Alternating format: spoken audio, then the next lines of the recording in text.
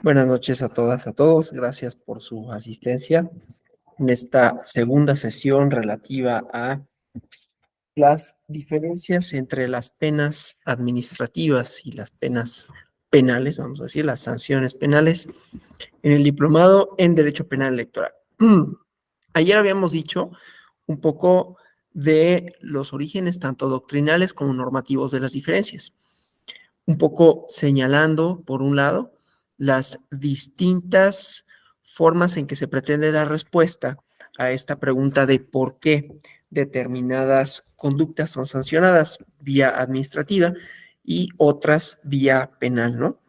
Y después, cómo tienen por esa misma cuestión, digamos, un origen relativamente similar, aunque doctrinalmente se ha tratado de separar, le son aplicables a una las reglas de la otra, ¿no? El derecho administrativo, eh, al ser una vertiente, en una parte por lo menos, del ius puniendi del Estado, del derecho de castigar, el derecho a reprimir del Estado, entonces sigue, digamos, algunas de las pautas que son características del derecho penal, ¿no?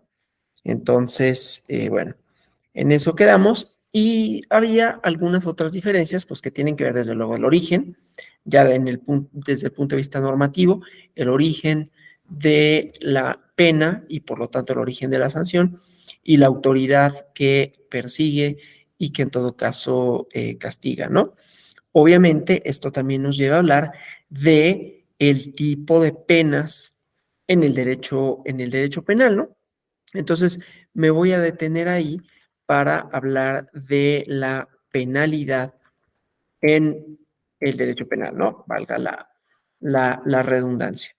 La pena, entonces, la pena penal, ¿no? La sanción penal, que es lo que propiamente podríamos considerar como pena, se otorga en función de la gravedad del delito cometido y tiene el objetivo de lograr la justa medida del castigo impuesto por el daño que causa a la sociedad. Ayer habíamos hablado de esto, de la proporcionalidad de las penas, ¿no? Dijimos que el día de hoy íbamos a ver la proporcionalidad y la racionalidad de una y de otra, entre desde luego algunas otras cuestiones que son importantes a tener en cuenta a la hora de hablar de sanciones de una índole y de otra, y luego ver cómo entonces son extrapolables al derecho penal electoral y al derecho administrativo electoral o al derecho sancionador electoral y cómo tienen otras derivas, ¿no? Tales como la reparación. Pero para ello, entonces, hay que hablar ya propiamente de las penas, ya no solo del origen y de las características, sino de las penas como el resultado de la comisión de un delito y de la o de una falta y de la investigación que al efecto se realiza.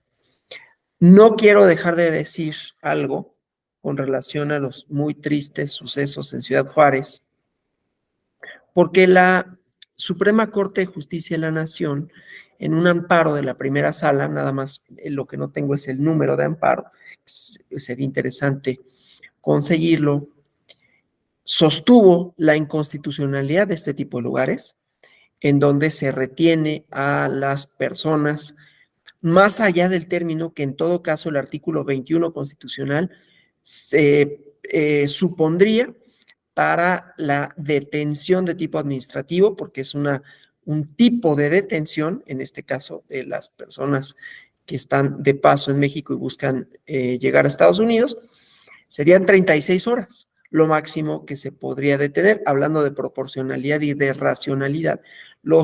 Las infracciones administrativas, dada su naturaleza, dados sus alcances y dadas las autoridades que intervienen, que siempre son autoridades gubernamentales, podrían, y solo en algunos casos, privar de la libertad a las personas legalmente hasta por 36 horas, ¿no? Esto lo digo por la cuestión didáctica, pero también por la cuestión muy, muy lamentable que sucedió y que, bueno, aunque no sea materia, pues no deja de ser doloroso, ¿no? Y de, y de llevarnos a reflexionar inclusive sobre estas cosas y parece más una prisión que otra cosa, y tiene efectos como si fuera tal, ¿no? Sin ninguna racionalidad, sin ninguna, hablando de democracia, ¿no? Sin ningún respeto por ninguna derecho humano, ni mucho menos, ¿no? Y es muy lamentable. Entonces, bueno, lo digo como un poco reflexión personal, desde luego, con indignación, con enojo, y al mismo tiempo, bueno, pues es un poco feo, pero didácticamente, pues decir que incluso ahí, incluso con toda la gravedad de las cosas, incluso con todo lo que no debería de haber sucedido, hay una transgresión, por si fuera poco, a una norma administrativa, a una resolución de la Suprema Corte de Justicia de la Nación. Y bueno, ya, nada más, ¿no? Entonces, decía, la proporcionalidad. Y esta proporcionalidad, el criterio de proporcionalidad, es importante tanto para lo penal como lo administrativo, ¿sí?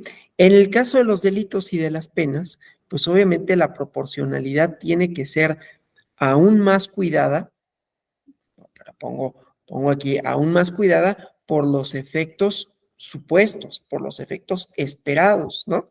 Es decir, como se trata, y lo dijimos en la primera sesión, de la última ratio, ¿no? La última razón, lo que hasta las últimas consecuencias tendría que, yo sé que no funciona así, ¿no? Pero serían las últimas consecuencias posibles.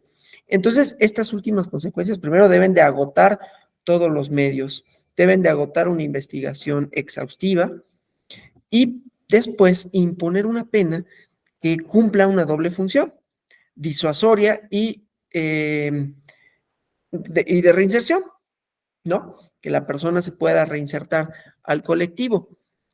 Es una idea que ha tenido su propia trayectoria, ahorita lo vamos a ir viendo, ¿no? Su propia trayectoria doctrinal.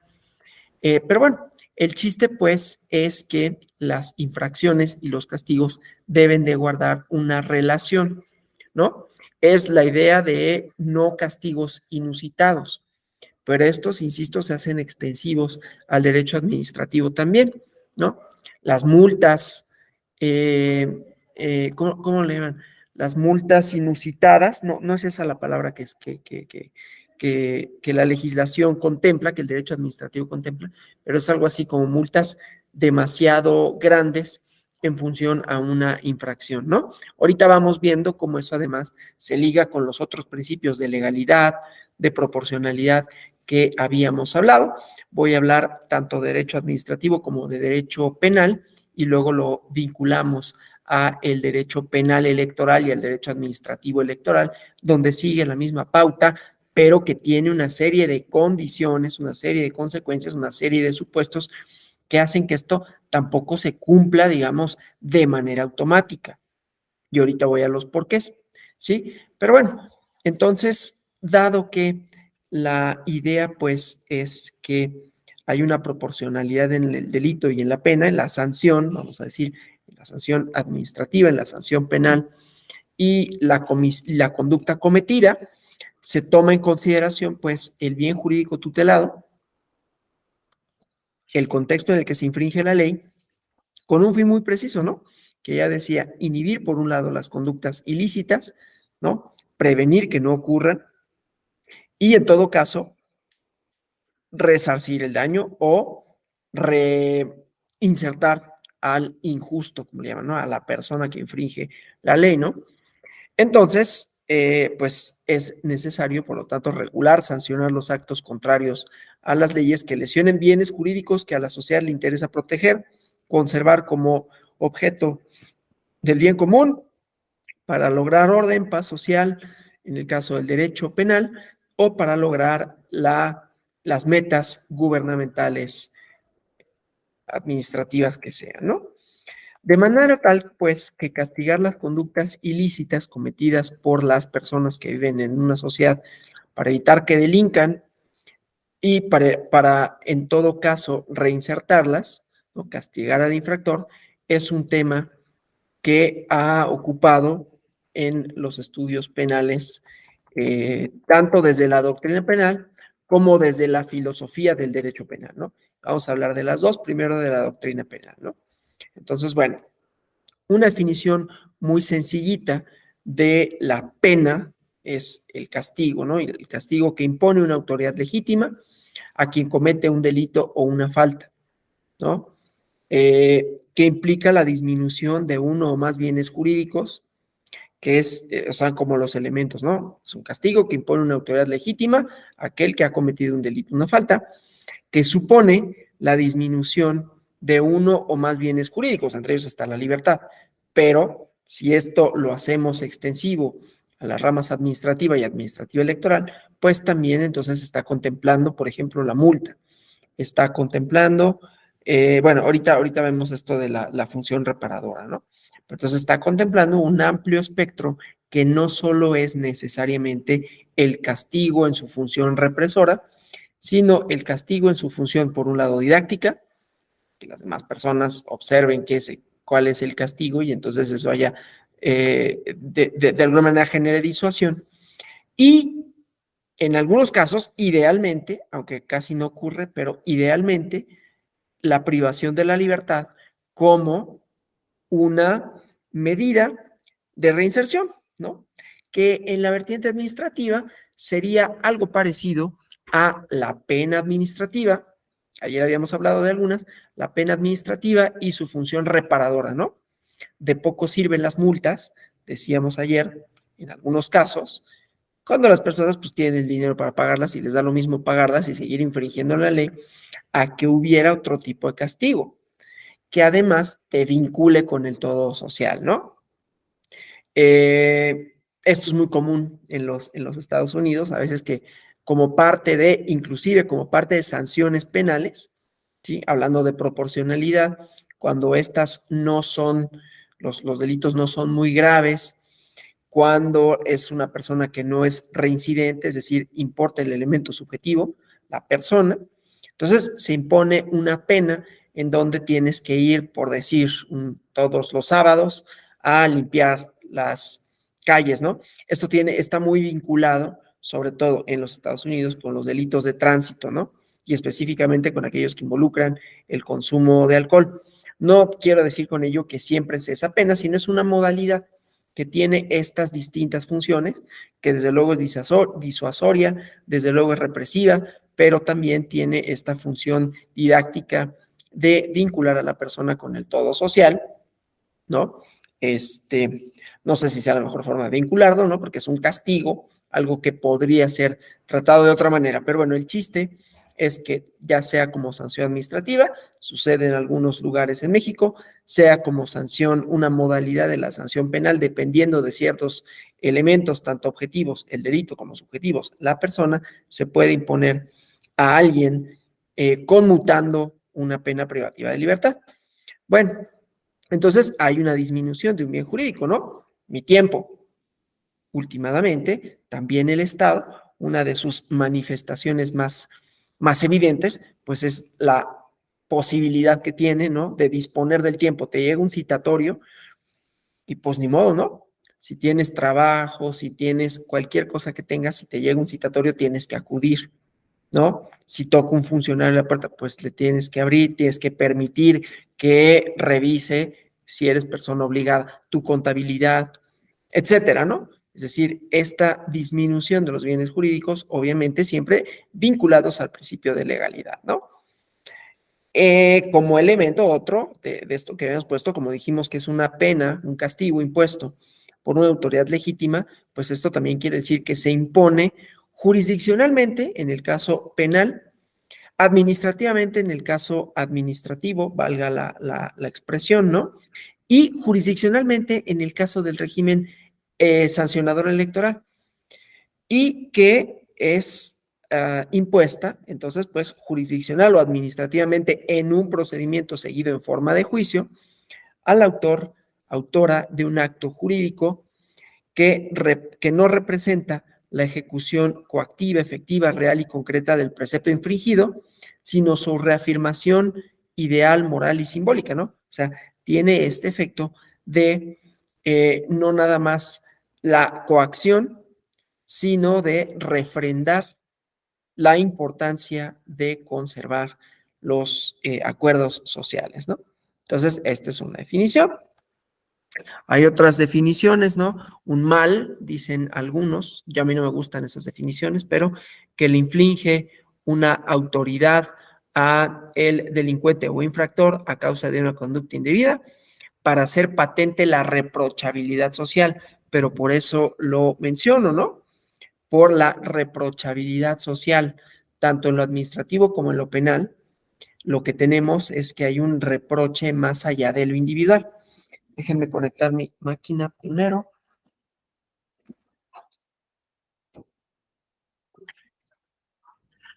Perdón. Cuando hablamos de la democracia, decíamos que había distintas maneras de explicar el origen del derecho penal y una de ellas era la perspectiva cultural. En la división del trabajo social de Durkheim, él dice que la primera manifestación concreta del derecho en las sociedades, sobre todo en las sociedades primitivas, fue el derecho penal, porque suponía que se castigaba y el castigo significaba una purificación, ¿no? Estoy repitiendo lo que había dicho en la clase de la semana pasada o antepasada, martes pasado, en donde suponía esto, ¿no? Una purificación por un lado, una reprochabilidad por el otro y una cohesión social eh, que se representaba, digamos, ¿no? Pero además dice, porque había un cierto tipo de cooperación en estas sociedades primitivas, ¿no? Un tipo de cooperación orgánica, la cooperación era necesaria. Y luego, cuando la cooperación se vuelve mecánica, ¿no? Es decir, cuando la cooperación depende de las personas, de su voluntad para cooperar, no obstante la necesidad que haya de ello, porque vemos trabajos diferenciados, ¿no? Personas que se dedican a cuestiones distintas, inclusive que pueden competir entre sí. Entonces, el tipo de cooperación ya no es orgánica, ya no es tan de primer orden, ¿no? Aunque sea necesaria, y entonces lo que empieza a haber son acuerdos entre privados, ¿no? Que pueden o no cumplirse y entonces el privado le reprochará de una manera distinta el incumplimiento de esa cooperación. Ese es digamos, un poco el derecho civil, ¿no? Si yo, ya les había puesto ejemplo, si yo no pago la renta en mi edificio, en mi departamento, pues a ustedes no les importa mucho, ¿no? Igual y dirán, pues no le rentes, ¿no? O sea, ya vimos que Alonso es así. Pero en realidad les da lo mismo si yo pago o no pago, que no sería lo mismo para mi arrendadora, ¿no? Quien tendría el derecho. Bueno, entonces, aquí solo para decir reprochabilidad social, ¿no? Tanto la administración pública como el Ministerio Público, las fiscalías, representan a la sociedad porque lo que se vulnera en cualquiera de los dos casos son valores que permiten que los individuos, las personas, estén en una vida más o menos eh, estable, ¿no? Entonces, bueno, solo para decir que la pena es una consecuencia jurídica a la que se hace acreedor a una persona cuando comete un ilícito, sea un delito, sea una infracción administrativa, y es igualmente considerada como un instrumento del Estado para controlar conductas ilícitas y mantener el orden social. Y es también una manera de refrendar valores tenidos por importantes en cualquiera de sus dos vertientes, ¿no? Y es también una manera de reparar el agravio, ¿sí? Voy a eso porque me interesa, la reparación del agravio. La reparación del agravio no necesariamente es una cuestión que se dé en automático, ¿no? En principio, siguiendo esta perspectiva que a mí me gusta mucho, que es la perspectiva sociológica, cultural, pues si la función de la pena es un poco ritualizar el castigo para refrendar la importancia de aquel valor que tiene un peso específico en una determinada sociedad y entonces siempre como reiterar su importancia, ¿no?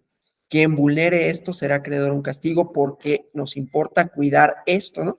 Una función, insisto, ritualística en donde se reitera el peso que tiene una determinada cosa, como puede ser la propiedad, una determinada relación social, la vida misma, ¿no? De las personas, etcétera, ¿no? Entonces, eso, insisto, en la idea de reparar, ¿no?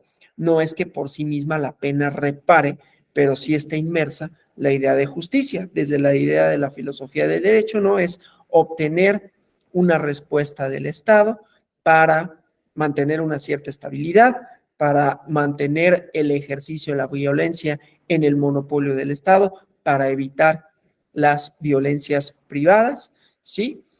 Refrendando entonces el papel del Estado como garante de la seguridad, como garante de la estabilidad, etcétera, ¿no? Entonces, eso también desde un punto de vista filosófico tendría ese efecto reparador y tendría ese efecto legitimador de la tarea del Estado.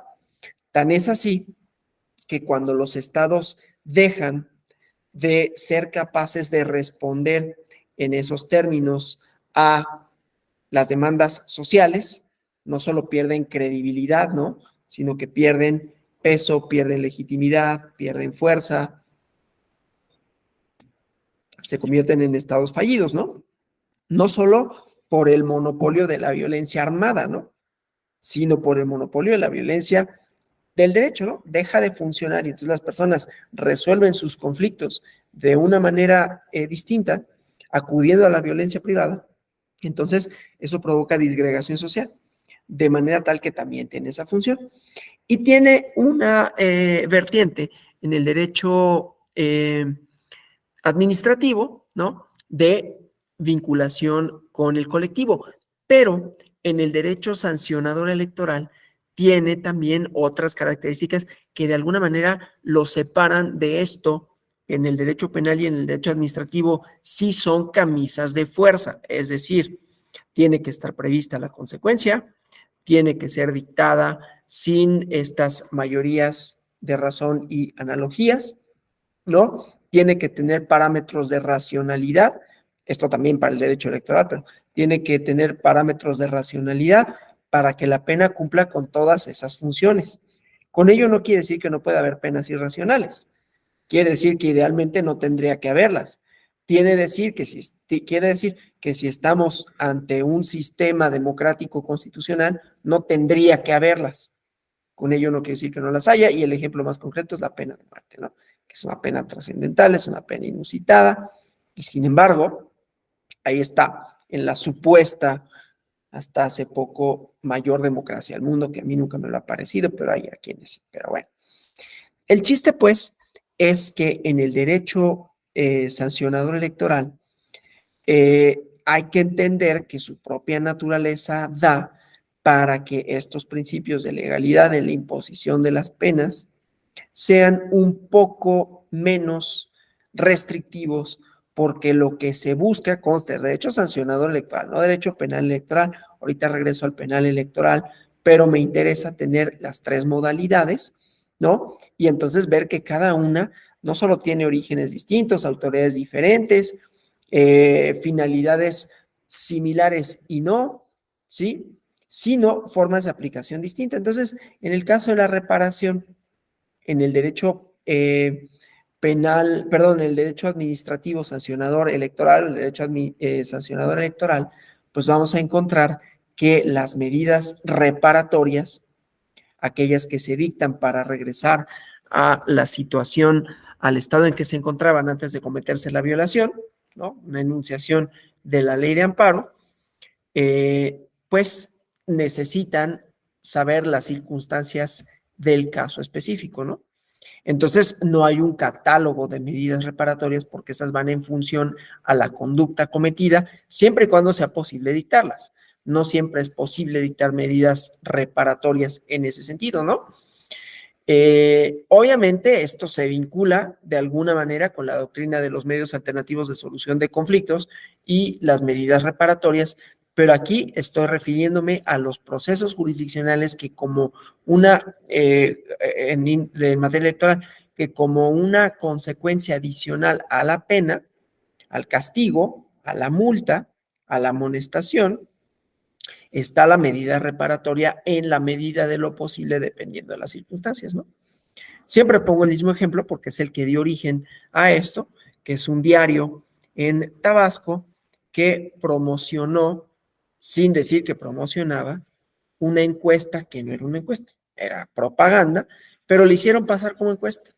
Las encuestas para hacerlo necesitan de una metodología estadística que permita poder hacer estas inferencias estadísticas de que si la muestra está bien, hay una probabilidad del 95% que la muestra refleje el universo, ¿no? Y eso tiene que darse a conocer a la autoridad electoral.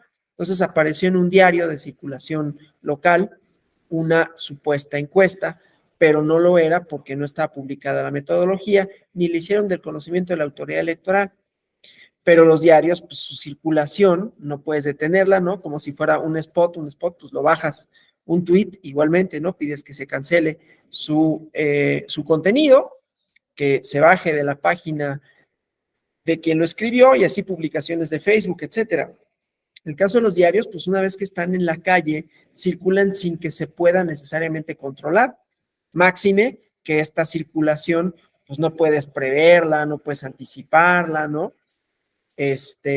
Ni puede haber censura previa. Entonces, ya difundido este ejercicio, lo que resuelven luego de que fueron señalados como autores de esta violación, ¿no? Hacer propaganda con un ejercicio que da la apariencia de ser científico y por lo tanto influir indebidamente en la formación de voluntad popular. Y entonces lo que resolvió el tribunal fue, pues como medida reparatoria, publica en el diario, en el mismo diario, una aclaración y di que era un ejercicio de propaganda y no propiamente una encuesta. El diario se fue al juicio de revisión constitucional electoral, que ya está abrogado, ¿no?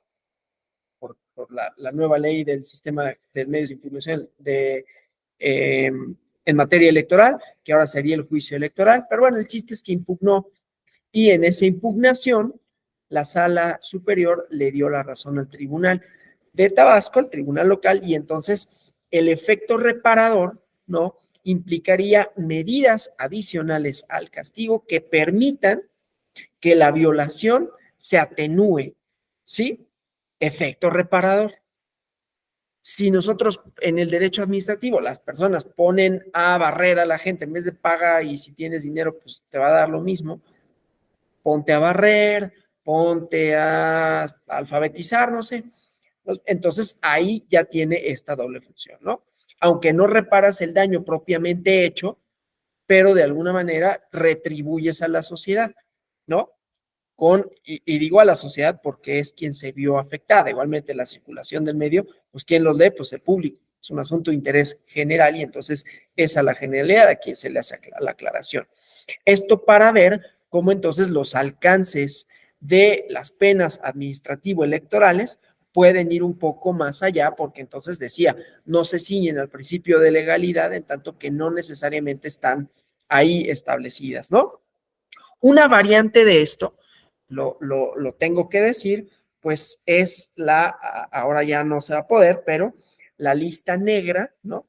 Que a las personas que cometieran violencia política de género se les ponía, ¿no? En esta lista que iba a tener consecuencias ulteriores de no acreditar el modo honesto de vivir. ¿Por qué ya no se puede? Porque la Suprema Corte en una contradicción de criterios resolvió que ese no podía ser un criterio, el modo honesto de vivir, ¿no? No solo para las candidaturas, en general no podía ser eso un criterio, ¿no?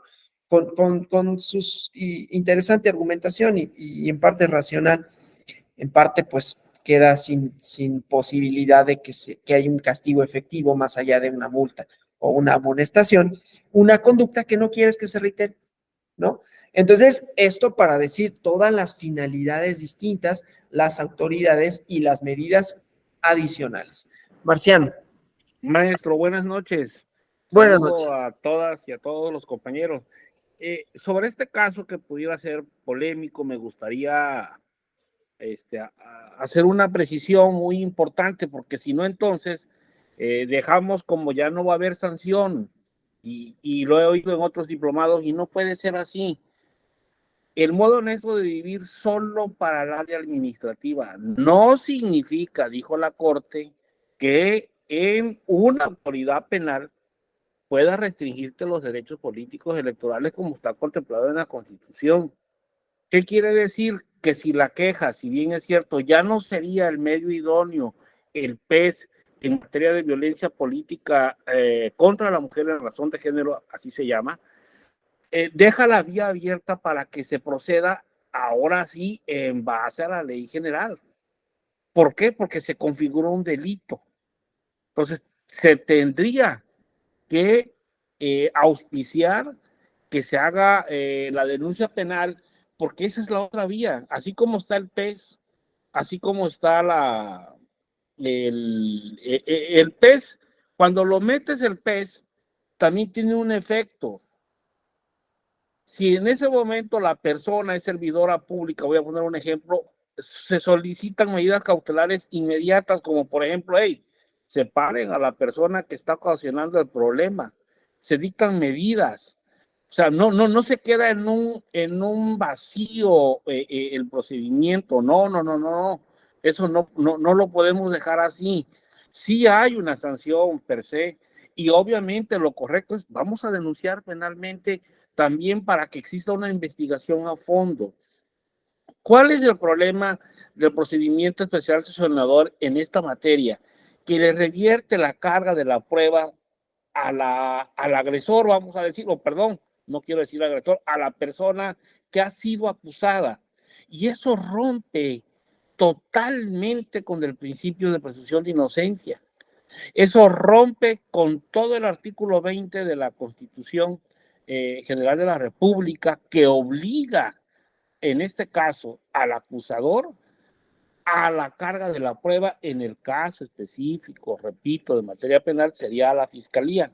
En el caso de un procedimiento especial, sería a la autoridad administrativa, en este caso a un OPLE, que tiene toda la fuerza del Estado, ese instituto, para hacer una investigación a profundidad.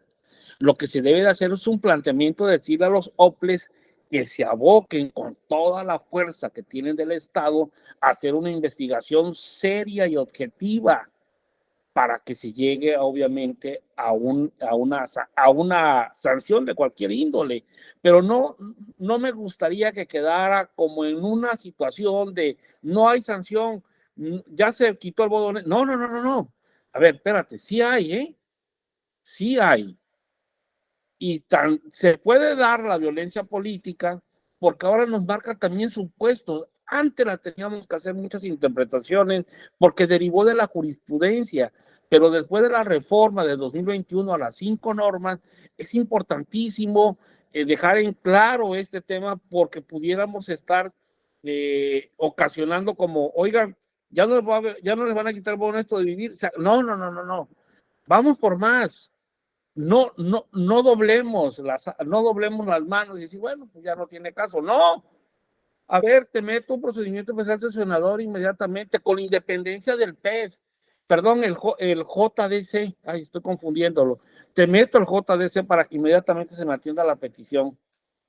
Te hago la investigación en el PES y te hago la denuncia penal. También para que esto se agote y sea más equilibrado todo, porque no estamos también en el supuesto valorando de que quizás habría que valorar o hacer un estudio. No lo he hecho, tengo conocimiento porque pues, yo me dedico a litigar efectivamente el derecho electoral, de que a veces no son coincidentes con lo que se denuncia y con lo que dicen los testigos que según presenciaron las cuestiones. ¿Qué quiere decir? Yo ya dije que él me dijo esto, él que diga que no es cierto. Eso rompe el equilibrio. No puede ser así. A ver, yo, a la fuerza del Estado, te acuso a ti que tú agrediste a esta persona en base a todas estas pruebas que yo tengo. Se debe de perfeccionar, pero no podemos decir per se. Ya dijo la Corte en acción de inconstitucionalidad, perdón, era una contradicción de tesis entre la primera y la sala superior. Eso, desde mi punto de vista, maestro, ahí sí, no que usted lo diga, pero a veces siento, este es el segundo diplomado en donde escucho otra vez, no, es que como ya se perdió el modo honesto, pues ya no va a haber nada. No, hay consecuencias y tenemos que hacerlas valer, y tenemos que hacer lo posible por agotar, pues todas las vías jurídicas de esa gran reforma en pro de las mujeres y en pro de erradicar la violencia política. Si no damos esos parámetros, si claudicamos, por decir algo, de que ya no va a haber sanción, siento que no mandamos un mensaje, primero, del todo jurídicamente correcto, y segundo, pues tampoco estamos diciendo todas las demás consecuencias. El diplomado es penal, y aquí aplican, y aquí están los tipos de violencia política, que si tú incurres en uno de estos, te voy a aplicar esto. Y esto tiene un efecto, porque yo, juez de control, perdón, juez penal, no voy a decir juez de enjuiciamiento, juez de oral, yo sí te puedo quitar y suspender tus derechos políticos electoral con sentencia, aunque sea por 1 año que te condene o por 2. Entonces, sí quisiera nada más hacer esa precisión. Una disculpa, pero es un tema que a mí en lo personal me apasiona en demasía. Disculpe, maestro. No, está muy bien. Nada más que yo estaba hablando del procedimiento especial sancionador. O sea, yo estaba hablando de la vía administrativa electoral y ahí ya esa sanción ya no existe. Ya no se puede. La consecuencia de eso era que ya no podía haber candidatura para la persona que lo cometiera. No es una consecuencia penal, es una consecuencia administrativa que buscaba en todo caso una reparación efectiva del daño causado. Yo por eso decía, la vía importa, porque entonces si ahora la única, yo no creo, no queda sin sanción, a ver, porque puede haber multa, puede haber amonestación, ¿no? Lo que pasa es que cómo la hago efectiva, o sea, la multa la pago, la amonestación, pues que me amonesten, ¿no? Acá la cosa es que la lista, así llamada, lista negra, tenía efectos sobre la candidatura porque servía para no acreditar ese modo de vivir en la vía administrativo-electoral. Que subsiste en la vía penal no necesariamente es idóneo, porque entonces tendríamos que irnos por la vía penal, que implica restricciones a la libertad, ¿no? Lo que busca el derecho electoral en el sentido electoral del Tribunal Electoral del Poder Judicial de la Federación es que en todo caso las condiciones de competencia sean idóneas, equitativas, en sujetos, en discurso, etcétera, ¿no? Deme un segundo. Y de tal manera, pues, era que se perseguía que, dado que el castigo más fuerte en materia electoral es la anulación de una elección o en el caso la no obtención de una candidatura, hubiera una semejanza sin que ello implicase, en todo caso, una persecución penal. La persecución penal puede suceder, es independiente, corresponde a otra autoridad y tendría que interponerse ante la FICEL y además sería por la parte afectada. Aquí tiene como modalidades distintas. Ahora, el bien jurídico tutelado, administrativo o penalmente, a pesar de ser el mismo, pues supondría para efectos de las elecciones, ¿no? Tener un discurso público más equilibrado, más democrático y que no se hiciera referencia, que no fuera un motivo de contienda electoral la reiteración y legitimación de estereotipos, digámoslo de esa manera. Es una de las cosas que se buscaban con este tipo de sanciones. Subsisten en la vía penal, pero, como le digo, no subsisten en la vía administrativa electoral. Y eso tiene consecuencias. Podrán estar o no de acuerdo. Yo hubiera querido que subsistieran, más allá de que el razonamiento de la Corte de por qué el modo honesto de vivir no tendría que ser un criterio, y en ese sentido tienen razón, pero independientemente de eso, es hacer efectivo una cosa y además reparar un daño, porque estamos hablando de proporción, ¿no? Y cuando hablamos de proporción, la medida represiva tiene que tener un vínculo que pueda de alguna manera o ser didáctico o ser represivo y al mismo tiempo refrendar el vínculo social. de qué otra manera, en este caso, que fue un ejemplo, pero que es bueno, de qué otra manera estableces una proporción para enmendar esa conducta. Así como lo proporcional para un diario que difunde información sin serlo, difunde propaganda haciéndolo pasar por información estadística, vuelve a circular eso, pero ahora da la nota aclaratoria, ¿no? Posteriormente, pues acá sería como una medida idónea, insisto, por el criterio de proporcionalidad, ¿sí? Sería quizás desproporcionado, más allá de lo incompetente que es la propia autoridad electoral para declararlo, una pena privativa de libertad por una o varias alusiones, es decir, por discurso, ¿no? Que yo no, pues, pero una persona, candidato, candidata o funcionario público, dijera y reprodujera una serie de estereotipos que van en contra de la sana convivencia democrática. Lo que pasa es que la manifestación discursiva, por desagradable que pueda ser, muy difícilmente, inclusive sería desproporcionado por ello una pena privativa de libertad. A eso me refería y por eso hice ese énfasis, pero lo escuchamos más bien. Sí, maestro, voy a partir del ejemplo que usted hace su primera intervención y dice, quisiera hacer un paréntesis porque por lo que pasó en Juárez y nos remite a un amparo que resuelve el Pleno referente a la inconstitucionalidad de los centros no recuerdo el nombre correcto, pero son los centros que tiene el Instituto Nacional de Migración Vamos a decir de para las personas detención. migrantes, vamos a hacerlo ahí. Y usted, y yo coincido, el derecho administrativo no puede ir más allá de las 36 horas. Son inconstitucionales, por supuesto que son inconstitucionales. No puedes ir más allá de lo que te permite. El derecho electoral no es derecho penal. Y no puede el derecho electoral quitar el modo honesto de vivir porque simple y llanamente atenta contra el derecho humano fundamental del derecho a la ciudadanía. El 34, Río Farad iba más allá de lo que se aprobó, maestro. Río Farad dijo, a ver, pero Lainez dijo, no, eso no lo pidieron, le dijo. Y no entró a debate, ¿eh? Pero el 34 dice, ¿cuáles son los requisitos para ser ciudadano? 18 años y tener un modo honesto de vivir. Me quitas un elemento y dejo de ser ciudadano. Me quitas toda la capacidad legal en estricto derecho. En estricto derecho. El derecho administrativo debe de ser de estricto derecho también. Pero Y el la derecho otra, electoral, habíamos dicho, el derecho electoral no es derecho administrativo en sentido estricto, no, es derecho no, penal.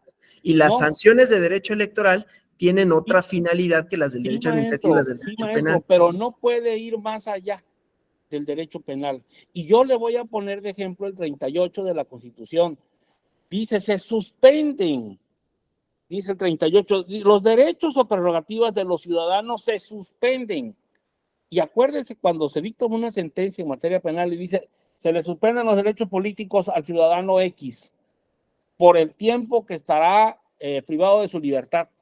Ese imperio del Estado solo es potestad del derecho penal. No puede ser una potestad del derecho electoral. A mí me pareció sumamente importantísimo lo que dijo la Corte.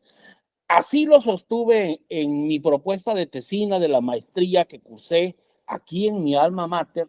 Ya no la terminé por cuestiones de trabajo, pero ese era mi argumento. Las listas negras, yo le puse de manera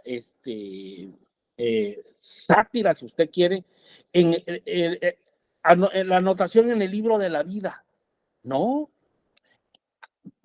podemos llegar a la estigmatización también. Y me pareció acertado. Ya lo había dicho la Corte Interamericana de Derechos Humanos en el caso Ulloa Herrera contra Costa Rica.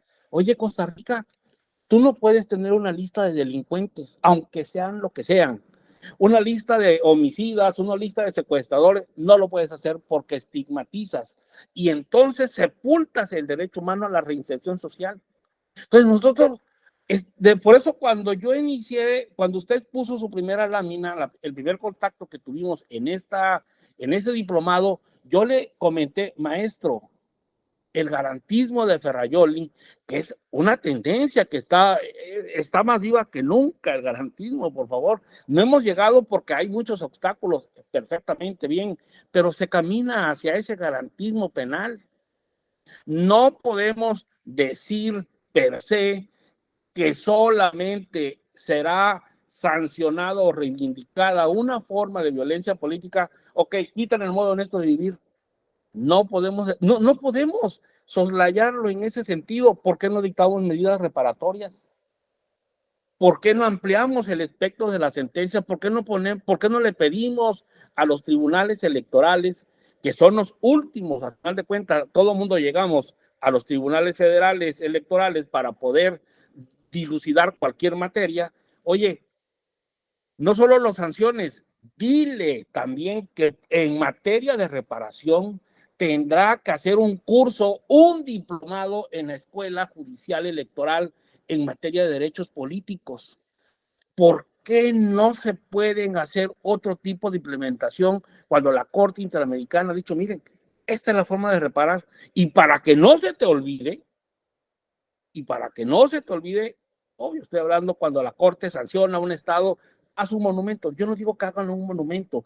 Debemos de ser más creativos también en el derecho electoral. El derecho electoral se ha ido abriendo paso poco a poco. Ni tan siquiera cuando empezamos había una teoría general del derecho electoral. Hoy estamos viendo toda la diversidad que es el derecho electoral. Inclusive llegué a oír la ponencia del doctor Flavio Galván que decía, necesitamos un registro público del derecho electoral. Eso lo pongo como un ejemplo de hasta dónde ha crecido el derecho electoral. Por eso mi intervención va en que la Corte fue muy acertada de eliminar las listas porque se estigmatizan a las personas. No coincido con que se estigmaticen a las personas bajo ningún supuesto. ¿Por qué? Porque así empezaron en la Alemania nazi. Vamos a ponerles una estrella. Me voy a ver radical, maestro, sí. Esto ya es muy desproporcionado, totalmente desproporcionado. Así como habla de la desproporción. No. A ver, usted está hablando de una desproporcionalidad. Vamos a dar por terminado porque la sesión decir, tiene otro propósito. Perdóneme que lo interrumpa. No. Yo me voy a callar en este momento, pero lo que le quiero decir es que la Corte actuó en base a un garantismo y con estricto apego a la Constitución. Bueno, gracias. Es una postura y es legítima, desde luego. Yo no estoy de acuerdo, porque aquí hay que hablar de bienes jurídicos tutelados. Estamos tutelando, ¿qué es más importante? La libertad de una persona o de una serie de personas para ser candidatas a candidatos, o el discurso público democrático. Para mí, el discurso público democrático tiene preponderancia por encima del derecho de una persona específica de ser candidata a candidato. Y estamos hablando de ciudadanas y ciudadanos en donde tampoco se les está ni condenando de ninguna manera a la hoguera, ni mucho menos, y no se les está estigmatizando, se les está señalando por algo que tiene raíces históricas de violencia que se vislumbra no nada más en lo discursivo, sino de prácticas. Un país feminicida, un país que desgraciadamente tiene índices terribles, lacerantes, de violencia en contra de las mujeres, de manera tal que si usted a mí me pregunta, desde luego la Corte podrá decirlo y la Corte Interamericana, y yo ante la Corte Interamericana, dado que el derecho no es una verdad absoluta, ni mucho menos, yo sostendría el punto de que depende qué sea lo que usted pondere como más importante. Si la libertad de una persona para ser candidata o candidato debe de prevalecer por encima de prácticas discursivas que están montadas, que legitiman, que reproducen violencias lacerantes, de manera tal que yo diría, suspender el derecho político electoral. Esa es mi posición. Vamos a continuar, pues. Bueno, entonces decía, ¿no? La importancia de que haya proporcionalidad en las penas y los delitos radica justamente en que se tenga una idea cabal de cuáles son los bienes jurídicos tutelados y por qué se tutelan de una determinada manera y no de otra. No hay una respuesta absoluta, ¿no? Desde luego, pero lo que sí es que la proporcionalidad tiene que ir en función de cómo se quiere tutelar, qué es lo que se quiere tutelar y la retribución a la sociedad por el daño causado, ¿no? Entonces, bueno, la teoría de las penas tiene como varias dimensiones, ¿no? Hay una teoría absoluta de la pena que considera justamente que la pena carece de una finalidad práctica, que se aplica por exigencia de la justicia absoluta, de manera tal que la pena es la justa consecuencia, perdón, del delito cometido y el delincuente la debe de padecer.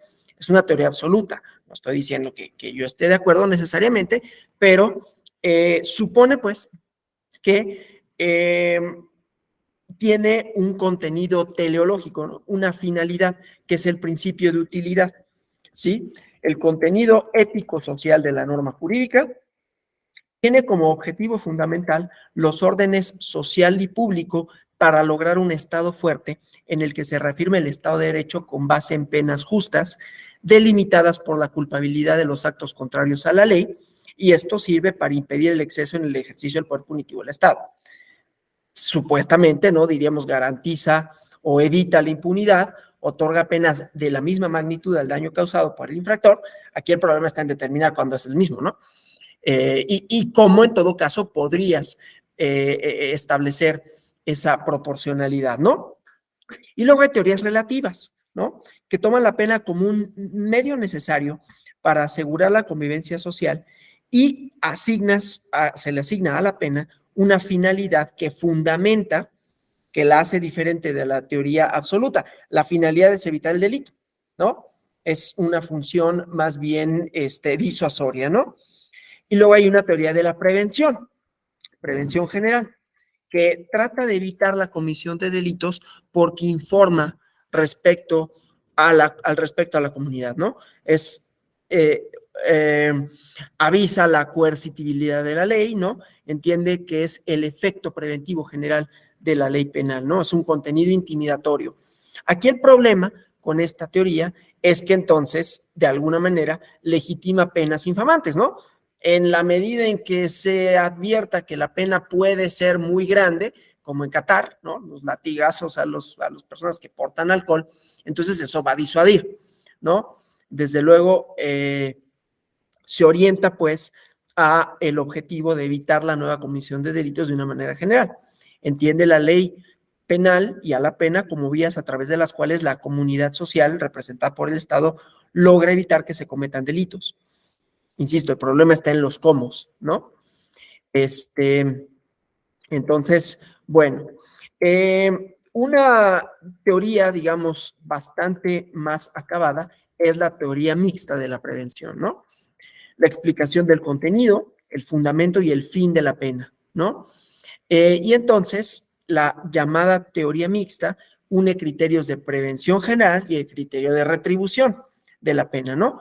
Esta idea de la retribución, otra vez, como el vincular nuevamente a la persona por un lado, pero por otro lado, refrendar la importancia de los valores sociales que se están castigando, ¿no? Bueno, que más bien que con su infracción la persona habría vulnerado y que por lo tanto es merecedor de castigo, ¿no?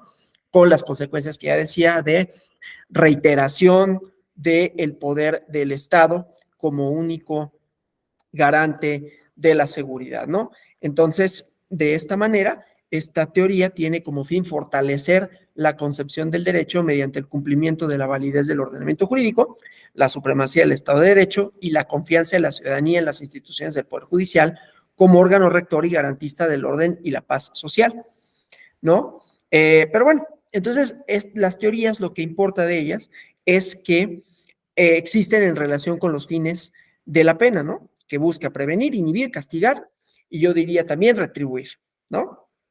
Retribuir en el sentido de la persona infractora, del injusto, cómo retribuir en el sentido de la sociedad, ¿no? Que la sociedad vea que tiene no solo una consecuencia, ¿no? Sino de qué manera vuelve al todo social esta persona, ¿no?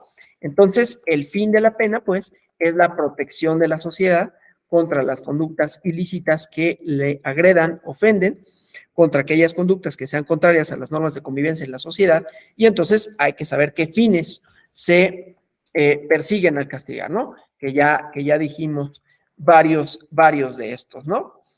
Obviamente, los fines en un sistema democrático, pues tienen unas características distintas y por eso soy muy insistente en la parte de la proporcionalidad, ¿no? Y la reparación, no solo a la víctima en particular o a la persona en particular, sino a la sociedad en general. Bueno, y luego vamos a avanzar en la presentación, ahora sí, ¿no? Entonces, esto que decíamos, ¿no? Imponer penas e infracciones en una democracia, ¿no? En ese contexto. No son penas represivas en su sentido más fuerte, ¿no? Aunque tengan un carácter, sí, represivo, es decir, sí suponen un castigo, pero este castigo es, insisto, proporcional y por lo tanto hay que prevenir, hay que corregir, ¿no? Por eso hay tribunales constitucionales que se pueden pronunciar como ello. Y entonces esto nos lleva pues a hablar obviamente de la persona, ¿no? No únicamente de la persona, del injusto, aunque también, sino de todas y todos los componentes sociales, ¿no? Y entonces, pues hablar de la dignidad humana, ¿no? Que impide esta degradación, actos degradantes para con las personas, ¿no? Y entonces para ejercer el ius puniendi, seguimos hablando de la proporcionalidad y de la racionalidad, ¿no? Racionalidad no en el sentido utilitario de las finalidades, aunque también, sino racionalidad en el sentido de contenido, ¿no? Cómo ese contenido va a lograr que armonizar los fines utilitarios de la pena con los medios, con la reinserción, con la retribución a la sociedad, ¿no? Entonces, obviamente, para ejercer el ius puniendi, tiene que cumplir con el debido proceso y el propio enunciado legislativo, la propia pena como medida, tiene también que ceñirse, tener como horizonte a la dignidad de las personas, ¿no? Por eso todas las prohibiciones del 22 constitucional. Y bueno, tiene su propia historia, ¿no? ¿De dónde viene el concepto de dignidad humana? En el libro Vigilar y Castigar, Foucault lo cuenta de manera bastante interesante, me parece que bastante bien, más allá de que su premisa podamos compartirla o no, en términos de la disciplina, lo que supone asumir, ¿no? De manera ya natural, que hay un orden y seguirlo, ¿no? Esta parte de la autorrepresión, que los psicoanalistas llaman el super yo, ¿no?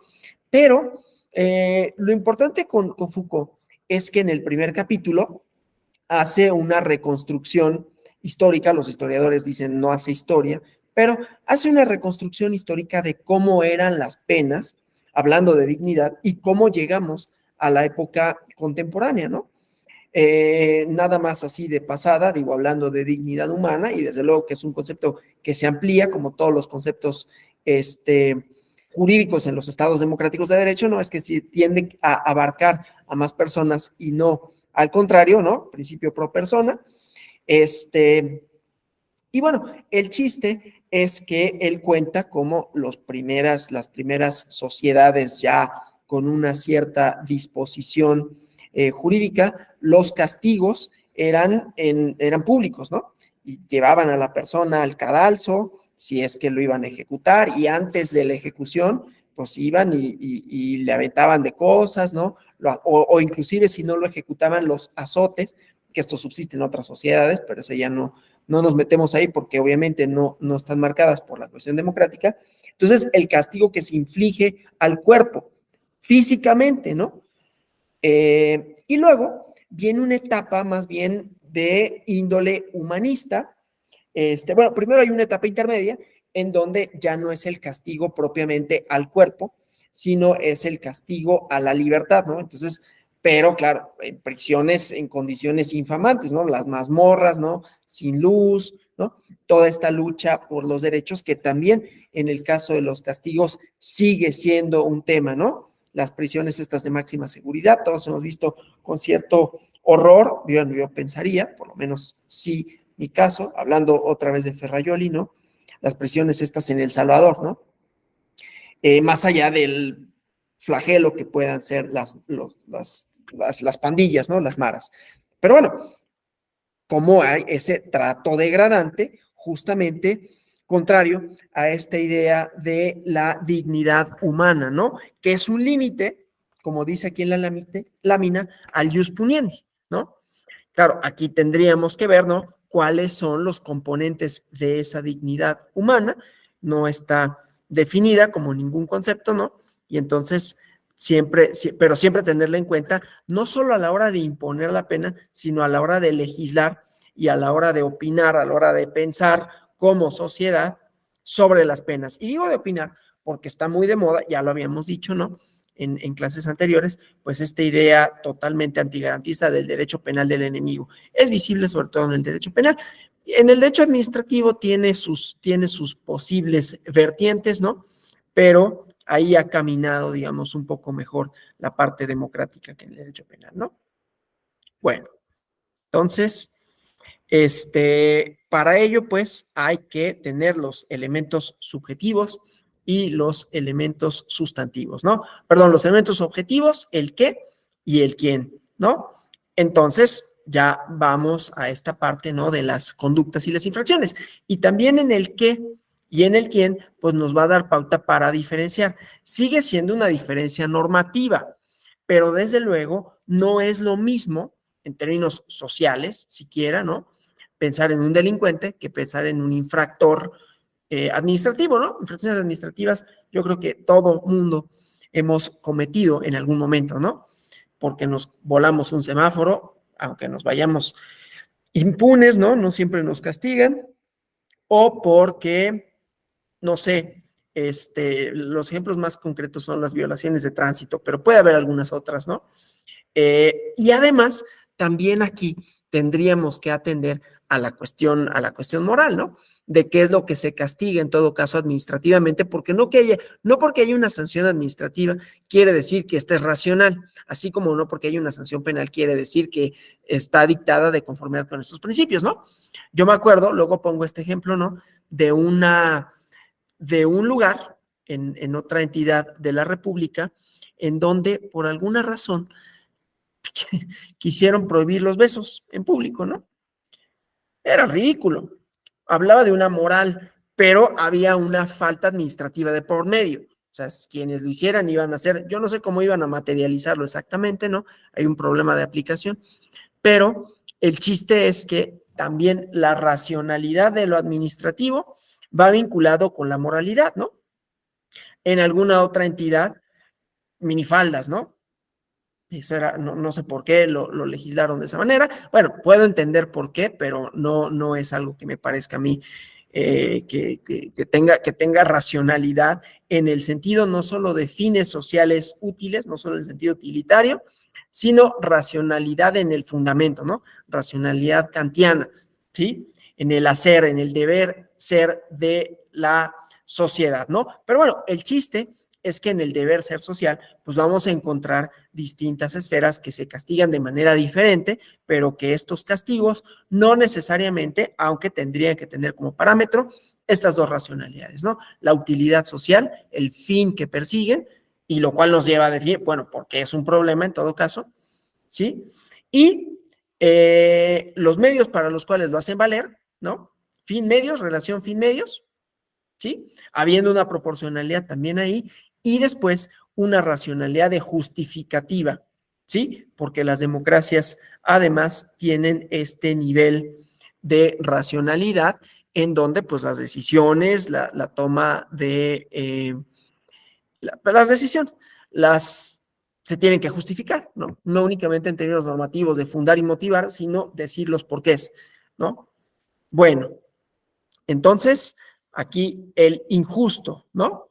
Y esta diferenciación que se hace dependiendo de quién sea el elemento subjetivo, puede ser una y otra, ¿no? Pueden confluir, no obstante, es decir, una misma conducta puede estar prevista y sin que ello implique que una anule a la otra, puede estar prevista en el ámbito administrativo, como en el ámbito penal, como en el ámbito civil, ¿no? Por ejemplo, algunos delitos cometidos por funcionarios públicos pueden suponer su destitución y su inhabilitación para la ocupación de un cargo durante un tiempo, que es una sanción administrativa, independiente del proceso penal del que puedan ser sujetos o sujetos, ¿no? Y esto aplica también para los delitos electorales, propiamente los que tienen que ver con el uso de recursos públicos, ¿sí? Bueno, entonces, eso, ¿no? Ahora, como una modalidad o como un bracito, vamos a decirlo así, voy a decirlo así yo, de la sanción, ¿sí? Están las medidas de seguridad, ¿no? Estas surgen a finales del siglo XIX como una necesidad del derecho penal para ampliar su función puramente represiva a una de prevención del delito, principalmente aquellos cometidos por reincidentes, hombres, mujeres, e inimputables peligrosos ausentes de culpabilidad. Para diferenciar la pena, pero no quiero dejar de decirla, ¿no? Porque si estamos hablando de penas, si estamos hablando de sanciones, tenemos que hablar de medidas de seguridad, sobre todo porque en el derecho penal electoral puede llegar a verlas. Son pocos los casos de prisión preventiva oficiosa, tienen que ver otra vez con el uso de recursos públicos. Hay, y vamos a terminar con esto, la gravedad de los delitos, ¿no? Pero bueno, el chiste pues es que medidas de seguridad, ¿no? Que, insisto, amplían la función del derecho a no nada más represivo, sino prevención, ¿no? Y las medidas de seguridad en derecho penal por excelencia son la prisión y la multa, ¿no? Que llevan la idea implícita de la expiación, de retribución a la sociedad por el daño causado, ¿sí? Las medidas de seguridad, pues, son los medios de que se vale el Estado para evitar la comisión de conductas contrarias a la ley que sean considerados como delitos, ¿sí? Obviamente, estas medidas de seguridad, insisto, teniendo en cuenta a la persona, se aplican a casos concretos, a individuos que han infringido la ley y que por ello ameritan ser castigados, a diferencia de los efectos de la política criminal, que son generales y que se dirigen a toda la sociedad, ¿no? Al igual que sus objetivos no concretos, ¿no? Inciden en la reducción de la comisión de delitos, como son la educación pública, el alumbrado público, el fomento del deporte, es decir, el ámbito administrativo, ¿no? Las medidas de seguridad, entonces, tienen su origen en la exigencia de adicionar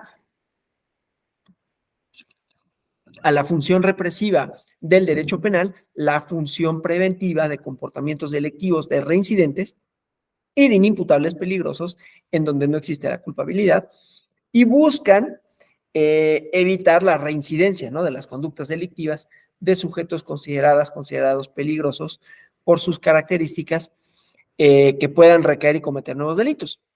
Se pueden aplicar según el principio vicarial, ¿no? De manera complementaria a la pena, como pena accesoria para casos en que la gravedad de los hechos o la peligrosidad de la persona obliguen al juzgador o juzgadora a tomar otras medidas complementarias que procuren la protección de la víctima, ¿no? Son los casos de carácter sexual, de violencia familiar, ¿no? Donde la medida de seguridad puede ser la prohibición de visitar la residencia, los lugares frecuentados por la víctima, ¿no? Inclusive, se trata de medidas postdelincuenciales, ¿no? Y que permiten eliminar el peligro que implica el delincuente reincidente, ¿no? El peligroso que no ha podido ser, vamos a decirlo así lo dice la doctrina penal, reeducado mediante la imposición de una pena privativa de libertad y cumplen un objetivo adicional a la pena, que es mantener la vigencia de la norma jurídica, ¿no? Por lo que ambas, pena y medida de seguridad, deben cumplir con los principios de legalidad y proporcionalidad como consecuencias jurídicas, ¿no? Entonces, en este caso, estamos hablando de dos cosas, ¿no? Medida de seguridad como medida cautelar o medida de seguridad como una forma adicional al castigo o previa o posterior al castigo, depende, ¿no? En tanto se tramita un juicio, ¿no? En un caso, voy a poner un ejemplo, ¿no? En un caso, por ejemplo, de violencia doméstica, se puede, sin dictar una medida de prisión preventiva, si no lo ameritase, pero dictar una orden de restricción, ¿no? Y entonces la persona no se puede acercar en un cierto radio a la casa o a donde se encuentra la persona, ¿no? Esa, por ejemplo, sería una medida de seguridad. Otras medidas de seguridad pueden ser la protección de testigos, o sea, es decir, no solo es al sujeto que comete el delito, el sujeto activo del delito, sino que puede ser a otras personas, ¿no? A las que se le dicta para su protección, ¿sí? En Estados Unidos pasa que, y aquí también en realidad, que dependiendo del delito de que se trate, pueden obtener algunos de los injustos, ¿no? Un beneficio para compurgar el resto de su pena, ya sea en arresto domiciliario o alguna de las modalidades de restricción de la libertad, que no son penas privativas de la libertad y que implican no salir de una cierta demarcación o no salir del país, ¿no? Y acudir durante un cierto tiempo al centro penitenciario a firmar y estar bajo supervisión, ¿no? Durante algún tiempo para que pues se aseguren de que la persona trabaja, qué es lo que hace, luego les ponen brazaletes electrónicos, ¿no? Pero esto les permite una mayor libertad, aunque limita su posibilidad de movimiento, ¿no? Entonces, la medida de seguridad, pues, así como la pena privativa de la libertad, tienden a evitar el hecho delictivo por medio de la prevención general y de la prevención especial, ¿no? Ambas consecuencias jurídicas están orientadas a la reeducación y reinserción social. Que no lo logren es otra cosa, si es que no lo lograran, ¿no? Una proporcionada a la gravedad de la culpabilidad por el hecho ilícito y la otra por la peligrosidad del individuo, la habitualidad y la reincidencia del sujeto activo, ¿no? Entonces, insisto, como algo adicional al castigo puro, ¿no? Hay dos tipos, pues, de medidas de seguridad, ¿no? Unas con el carácter privativo de la libertad y otras que corresponden a delitos cuya penalidad no excede los 2 años de prisión, o sea, delitos que no sean graves, ¿no? Como ejemplo, seguimos, o sea, lo que más me interesa de todo esto, de toda la clase de hoy, es racionalidad, proporcionalidad, ya que vimos que las distinciones entre una y otra tienen que ver con una índole doctrinaria que tiene varias respuestas, y normativa, ¿no? Y que lo normativo nos dice autoridades competentes para conocer un determinado asunto, catálogo en donde se encuentra la sanción, ámbito espacial de validez de la norma, etcétera. Entonces, ahora vemos estas dimensiones, ¿no? En donde lo importante es que la pena en un Estado democrático, siguiendo la línea de que el derecho penal electoral contempla la imposición de penas para, o sea, la finalidad es cuidar instituciones democráticas, cuidar procesos democráticos, cuidar las condiciones de competencia, ¿no? Pero con un elemento adicional que es castigar al infractor ya o infractora ya en su individualidad con una consecuencia más allá del derecho penal en sentido estricto, es decir, con una consecuencia más allá de la sanción administrativa que contempla el derecho penal por medio del procedimiento especial sancionador, sea la nulidad como una consecuencia de derecho electoral, ¿no? Sino que está una consecuencia de derecho penal. Bueno, entonces, decía, dos tipos de medidas de seguridad, unas que tienen carácter privativo de la libertad y otras que son relativas a delitos no graves, ¿no? Entonces, puede ser sumisión a un tratamiento externo en centros médicos o establecimientos de carácter sociosanitario, ¿sí? Y por alguna temporalidad, ¿no? Durante un tiempo tendrás que acudir a este centro, ¿no? Una vez liberado o cuando no es necesario que haya una pena privativa de libertad, ¿no? La obligación de residir en un lugar determinado o la prohibición de residir en un lugar o territorio que se designe. Esto, insisto, como generalidad, ¿no? La prohibición de acudir a determinados lugares o visitar establecimientos de bebidas alcohólicas, como ejemplo, ¿no? Sometimiento a custodia familiar, sometimiento a programas de tipo formativo, cultural, educativo, profesional, educación sexual, etcétera, inhabilitación para el ejercicio de determinado derecho, profesión, oficio, industria, comercio y en su caso un cargo o empleo, ¿no? La inhabilitación como una consecuencia de, o la privación, ¿no? De la licencia, el permiso de portación de armas, en el caso de los países que así lo contemplan, la privación de derecho a conducir vehículos, etcétera, ¿no? Bueno, entonces, eso como otro elemento. Ahora, además de la complejidad que implica la definición del delito, su clasificación, de la infracción, su clasificación, el tema relativo a la pena y su correcta aplicación es otro, ¿no? Se debe dictar, o sea, una cosa es la parte normativo-legislativa, luego el dictado de la misma, ¿no?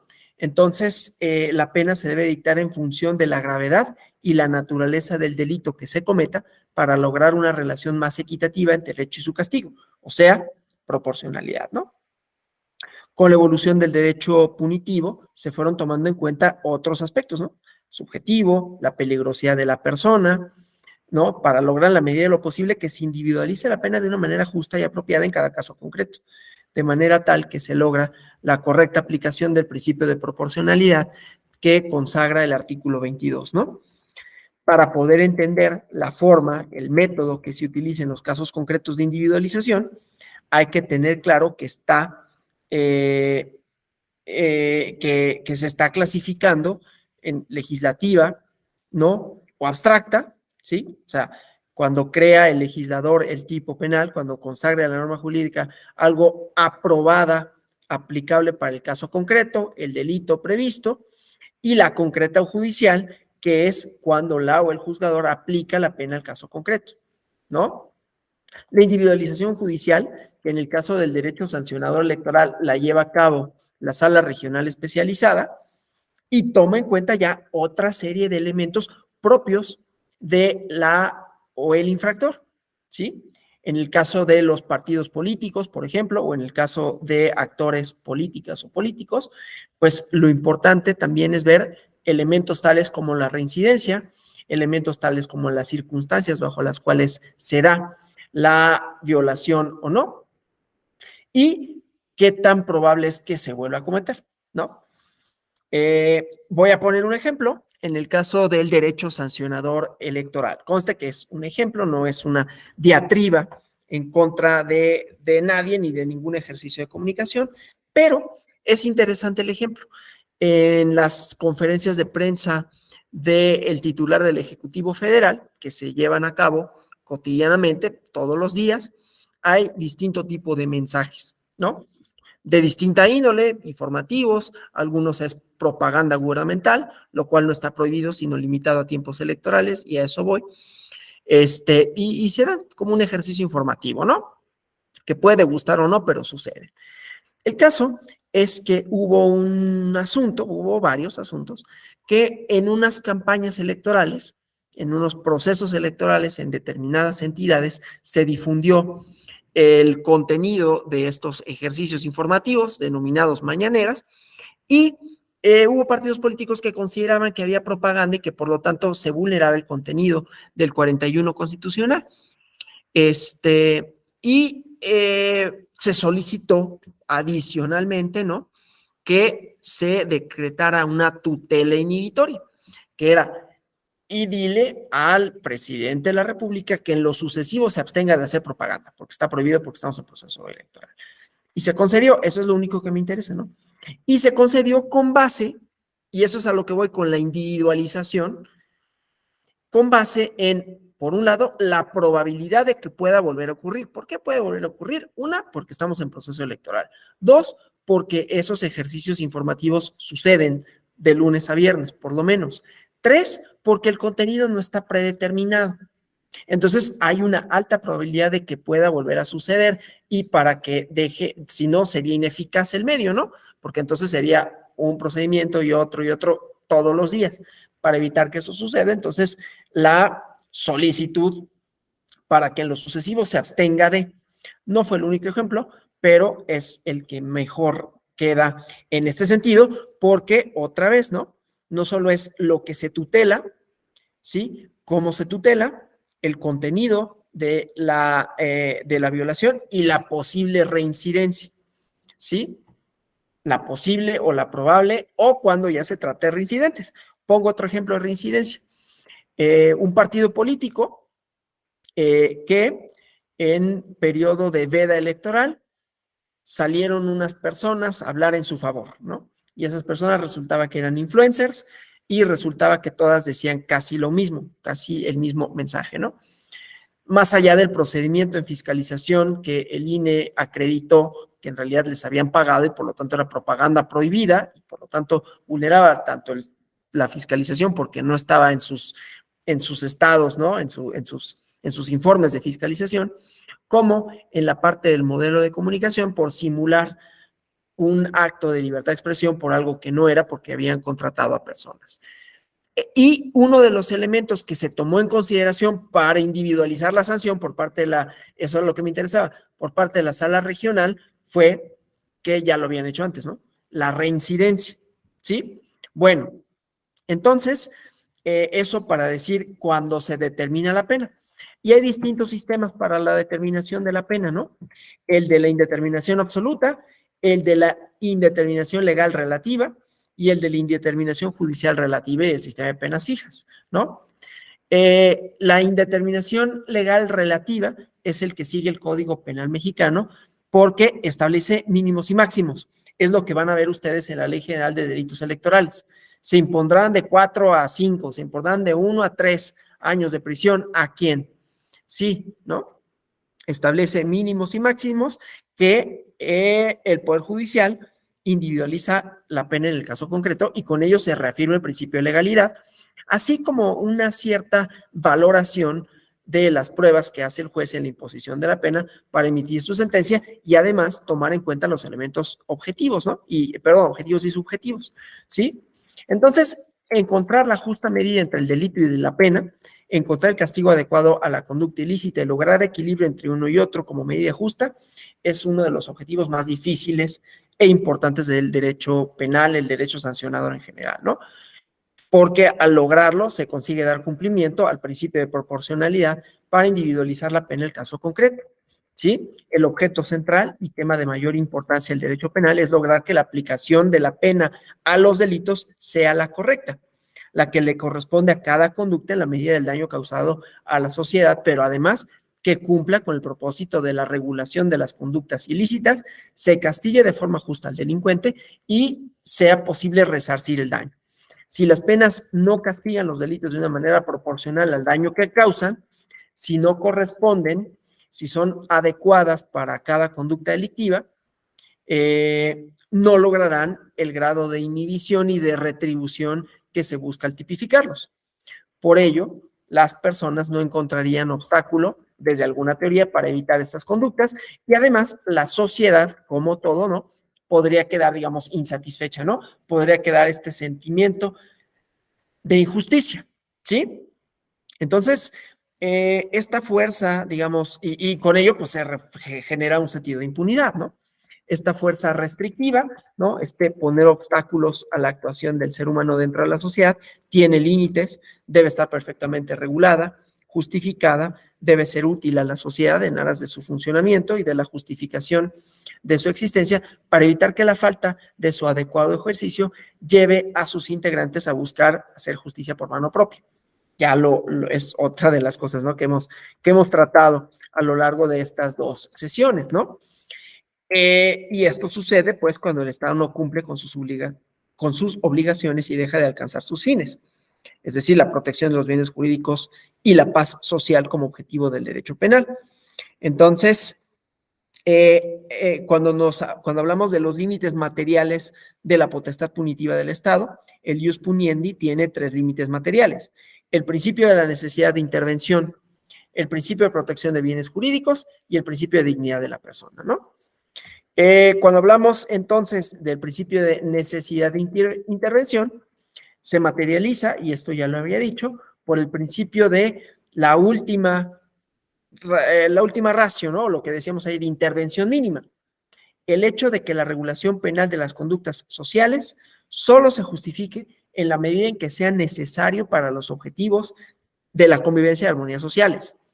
En este sentido, la proporcionalidad y la necesidad de intervención penal se encuentran estrechamente vinculadas e implica una relación necesaria de proporción que debe de existir entre el tipo delictivo y la pena prevista.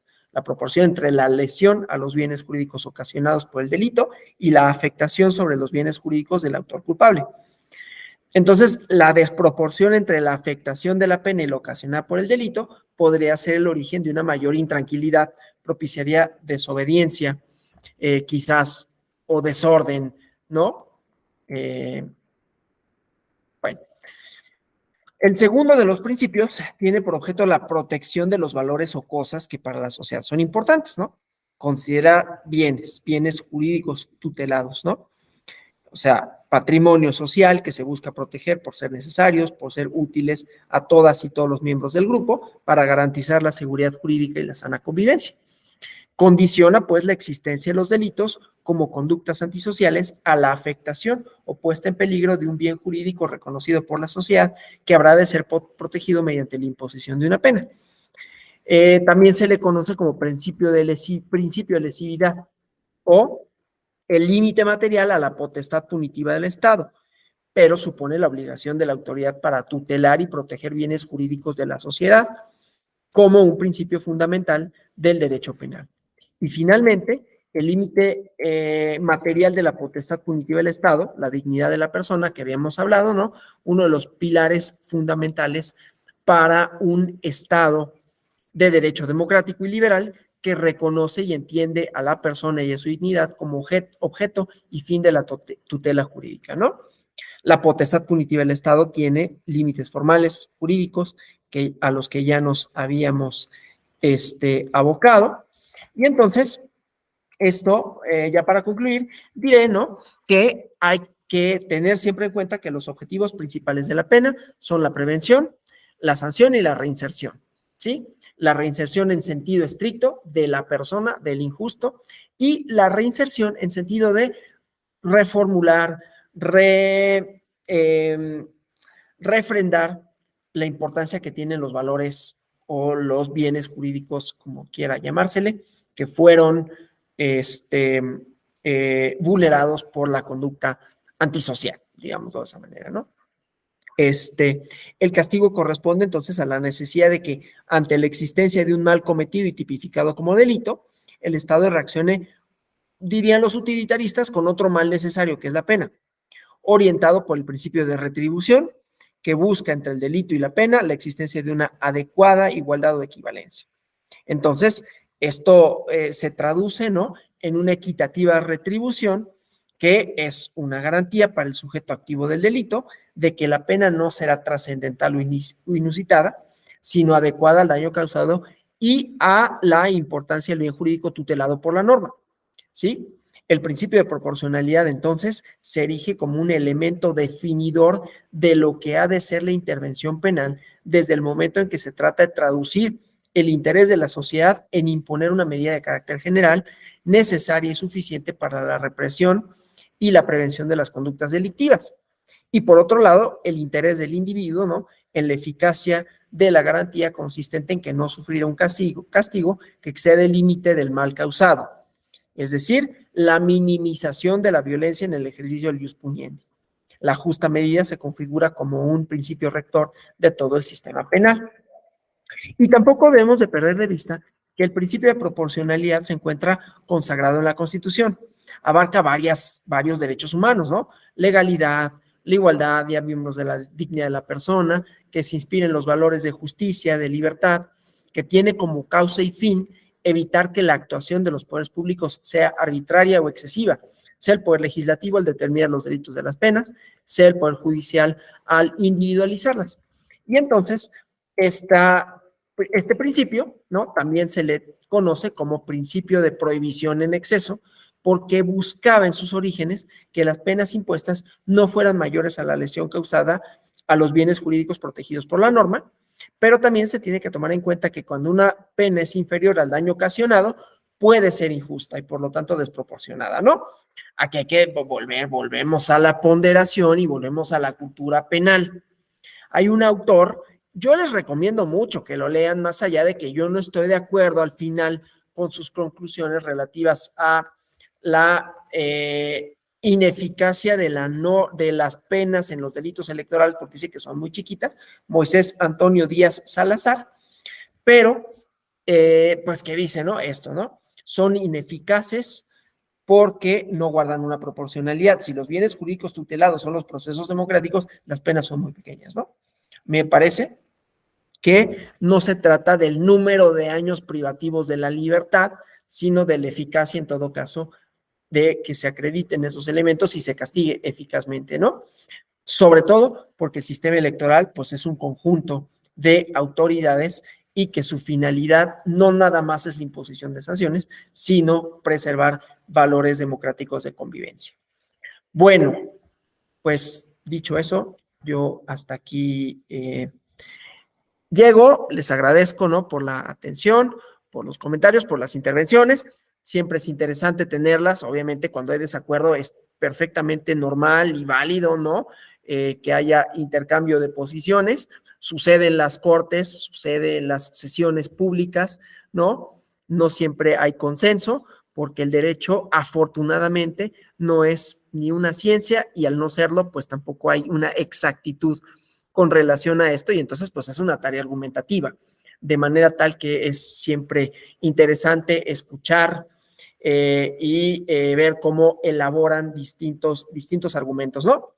Por lo tanto, pues gracias por eso. Desde luego se nutre muchísimo más así la sesión con el intercambio de posiciones y siempre bajo la premisa, yo no tengo la verdad, yo tengo una posición, es una posición jurídica. Tengo un poco de privilegio porque tengo, no el monopolio, pero tengo más tiempo, digamos, de micrófono, solo eso, ¿no? Pero desde luego que eso no implica que lo que yo haya dicho con relación a este particular sea la verdad, es mi posición jurídica desde una perspectiva en donde toma en cuenta o pondera, digamos, una libertad con relación a un bien jurídico tutelado, pero solo eso. Así que bueno, nada más eso por si hiciera falta la aclaración. Gracias a todas y todos por su asistencia el día de hoy, por sus comentarios nuevamente, ¿no? Y esperando que haya sido pues interesante.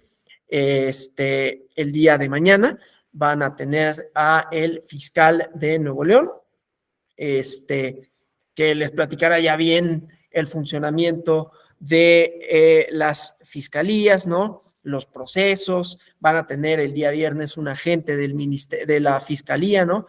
Especializado igualmente, entonces todas las dudas que surjan con relación a cómo investigan, cómo se integran las carpetas, pues ahí las podrá responder de manera muy cabal el fiscal de Hoyos y el agente de la Fiscalía de Nuevo León. Muchísimas gracias.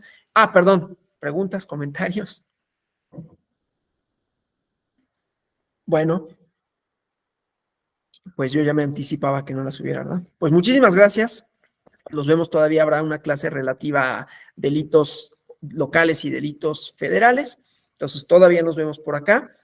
Que pasen un feliz fin de semana. Me despido desde ahorita porque yo mañana a lo mejor todavía entro para darle la bienvenida al fiscal y vienen días de descanso, entonces retomamos el diplomado. Después de este viernes me parece que el diplomado regresa.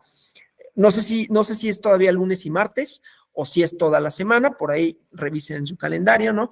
Pero retomamos, vamos a tener unos 2, 3 días o toda la semana, no estoy totalmente cierto, ahí sería cosa de ver el calendario, pero bueno, unos días de asueto, y pues les deseo que la pasen muy bien y nos vemos, retomamos el diplomado después de pasados estos días. Gracias, buenas noches, hasta la próxima.